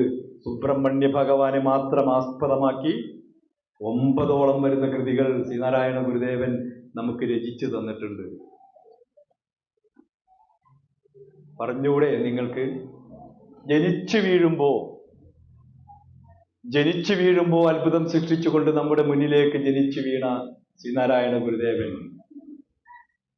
MM അക്ബർ നമ്മുടെ ഈ ദർശനോത്സവത്തിൽ ഉണ്ടായിരുന്നെങ്കിൽ അദ്ദേഹം അത് ആധികാരികമായി പ്രതിപാദിക്കും. മെഡിക്കൽ സയൻസിനെയൊക്കെ ഉദ്ധരിച്ചുകൊണ്ട് അദ്ദേഹം അത് സമൃദ്ധമായിട്ട് ഉദ്ധരിക്കും. MM ബഷീർ. ഒരു കുഞ്ഞ് ജനിച്ചു വീഴുമ്പോ കരയണം. കരയാതെ ജനിച്ചു വീണാൽ ആ അമ്മയുടെ ഉദരത്തിൽ കിടക്കുമ്പോൾ, ഗർഭപാത്രത്തിൽ കിടക്കുമ്പോൾ എല്ലാം നടക്കുന്നത് ഒരു കുഴലിൽ കൂടിയാണ്. അശുദ്ധരക്തം പോണതും ശുദ്ധരക്തം പോണതും എല്ലാം ഒറ്റ കുഴലിലാണ്. അമ്മയുടെ ഉദരത്തിൽ നിന്നും ഗർഭപാത്രത്തിൽ നിന്നും ആ കുഞ്ഞ് താഴേക്ക് വീഴുമ്പോഴുള്ള ഒരു കരച്ചിലില്ലേ, ആ കരച്ചിലിലാണ്, വൈദ്യശാസ്ത്രം ഇന്നത് തെളിയിച്ചിട്ടുണ്ട്, ആ കരച്ചിലിലാണ് കുഞ്ഞിന്റെ എല്ലാ പ്രവർത്തനവും. ശുദ്ധരക്തം ഒരു കുഴലിലൂടെ, അശുദ്ധരക്തം വേറൊരു കുഴലിലൂടെ, അങ്ങനെ എല്ലാമായി വിഭജിക്കപ്പെടുന്നത് ആ ഒരു കരച്ചിലോടുകൂടിയാണ്. കരയാതെ ജനിച്ചു വീണ ശ്രീനാരായണ ഗുരുദേവൻ. അങ്ങനെ കരയാതെ ജനിച്ചു വീണ കൊച്ചുമക്കളൊന്നില്ലെങ്കിൽ ചാവിള്ളയായി പോകും, അല്ലെങ്കിൽ മരണം സംഭവിക്കും, അല്ലെങ്കിൽ അവരുടെ രക്തത്തിൽ എന്തെങ്കിലുമൊക്കെ ബുദ്ധിമുട്ടുകൾ ഉണ്ടാകും, കുഴപ്പങ്ങൾ ഉണ്ടാകും. അങ്ങനെ കരയാതെ ജനിച്ചു വീണ ശ്രീനാരായണ ഗുരുദേവൻ, ലോകാത്ഭുതം സൃഷ്ടിച്ചുകൊണ്ട് നമ്മുടെ മുന്നിലേക്ക് ജനിച്ചു വീണ ശ്രീനാരായണ ഗുരുദേവൻ 3 വയസ്സുള്ളപ്പോൾ നടത്തിയിട്ടുള്ള അത്ഭുത പ്രവർത്തനം, 5 വയസ്സുള്ളപ്പോൾ നടത്തിയിട്ടുള്ള അത്ഭുത പ്രവർത്തനം. ഞാൻ മറ്റേതുമായിട്ട് നമ്മുടെ കൊച്ചുമക്കളൊന്ന് ടാലിയാക്കാൻ വേണ്ടി പറയണതാണ്. 3 വയസ്സുള്ളപ്പോഴാണ് നാടുവിന്റെ അച്ഛനും അമ്മയും ഭഗവാന് വെക്കാൻ, ഭഗവതിക്ക് വെക്കാൻ പൂജാദ്രവ്യങ്ങൾ ഒരുക്കി വെക്കും. ആ പൂജാദ്രവ്യങ്ങൾ ഒരുക്കി വെക്കും. കുറച്ച് കഴിഞ്ഞ് അവർ വന്ന് നോക്കുമ്പോൾ അത് കാണൂല. നാണോ ഇവിടെ ഒരുക്കി വെച്ച ദ്രവ്യം ഞാൻ കഴിച്ചച്ച, അല്ലെങ്കിൽ ഞാൻ കഴിച്ചമ്മേ. നാരായണ ഗുരുദേവന്റെ ജീവിതത്തിൽ നുണ പറഞ്ഞിട്ടില്ല. ഒരാളെ എടാ എന്ന് വിളിച്ചിട്ടില്ല, വാടാ എന്ന് വിളിച്ചിട്ടില്ല. ഞാൻ കഴിച്ചമ്മേ, ഞാൻ കഴിച്ചാൽ മതി ഭഗവാൻ പ്രസാദിക്കും, ഞാൻ കഴിച്ചാൽ മതി ഭഗവതി പ്രസാദിക്കും. 5 വയസ്സുള്ളപ്പോൾ മഴ പെയ്യിച്ച ശ്രീനാരായണ ഗുരുദേവൻ, സങ്കല്പ ശക്തി കൊണ്ട് കടലിനെ നിയന്ത്രിച്ച ശ്രീനാരായണ ഗുരുദേവൻ, കാരമുക്ക് ക്ഷേത്രത്തിന്റെ മുമ്പിലുള്ള മാവിന്റെ ചുവട്ടിൽ ഇരിക്കുമ്പോഴാണ് വാടാനപ്പള്ളിയിൽ നിന്നും വൈക്കാട്ട് ശങ്കരൻ ഓടി വന്ന് ശ്രീനാരായണ ഗുരുദേവ തൃപ്പാദങ്ങളിൽ വീണ് നമസ്കരിച്ചുകൊണ്ട് അഭ്യർത്ഥിക്കുകയാണ്, ഭഗവാനെ, എന്റെ വീട് ഇപ്പോ കടലെടുത്തു പോകും, എന്നെ സഹായിക്കണം. ശ്രീനാരായണ ഗുരുദേവൻ ഏത് കാര്യത്തിലും നമുക്ക് വിശ്വാസമുണ്ടോ എന്ന് പരിശോധിക്കും. നാം എന്ത് ചെയ്യാൻ? സ്വാമി വിചാരിച്ചാൽ മതി, എന്നെ രക്ഷിക്കാൻ കഴിയും. വിശ്വാസമുണ്ടോ ശങ്കരന്? ഞാൻ നേരത്തെ സൂചിപ്പിച്ചില്ലേ, ബോധാനന്ദനോളം ത്യാഗം നമുക്കില്ലല്ലോ എന്ന് പറഞ്ഞ ശ്രീനാരായണ ഗുരുദേവൻ ബോധാനന്ദനെ തന്നെ ശങ്കരന്റെ കൂടെ വിടുകയാണ്. ശങ്കരന്റെ കൂടെ ബോധാനന്ദൻ അവിടെ ചെല്ലുമ്പോൾ, ഇത് നിങ്ങളൊന്ന് പോണം, വാടാനപ്പള്ളി തൃശ്ശൂരിപ്പുറം. അദ്ദേഹത്തിന്റെ മകളുടെ മകൻ നല്ല ഉന്നത നിലവാരത്തിലിരുന്ന ഗസറ്റഡ് ഓഫീസർ പോയിട്ടുണ്ട. ഉദ്യോഗമൊക്കെ രാജിവെച്ച് നമ്മൾ ചെല്ലുമ്പോൾ നമുക്ക് വേണ്ടി ഇത് പറഞ്ഞു തരാൻ മാത്രം അദ്ദേഹം അവിടെ ഇരിപ്പുണ്ട്. ബോധാനന്ദൻ അവിടെ ചെല്ലുമ്പോൾ കണ്ടത് ചുറ്റും എല്ലാം കടലെടുത്തു പോയി. ഒന്ന് ശങ്കിച്ചു ബോധാനന്ദൻ. അവസാനം ബോധാനന്ദ സ്വാമി ഒന്ന് ചിന്തിച്ച്, ആരാ പറഞ്ഞയച്ചിട്ടുള്ളത്? ശ്രീനാരായണ ഗുരുദേവനാണ്. ഒരു പായും വിരിച്ച് അവിടെ മുറ്റത്ത് കിടന്നു. അവിടെ നിന്ന് കടൽ. പിറ്റേ ദിവസവും ശ്രീനാരായണ ഗുരുദേവൻ എത്തുന്നത്. വീടിന്റെ അകത്ത് കയറി കിണ്ടിയിൽ ഇത്തിരി വെള്ളമെടുത്ത് ജപിച്ച് കടലിലേക്ക് എറിഞ്ഞു. ഇന്നും സുനാമി വന്നിട്ട് പോലും കടൽ കയറിയിട്ടില്ല.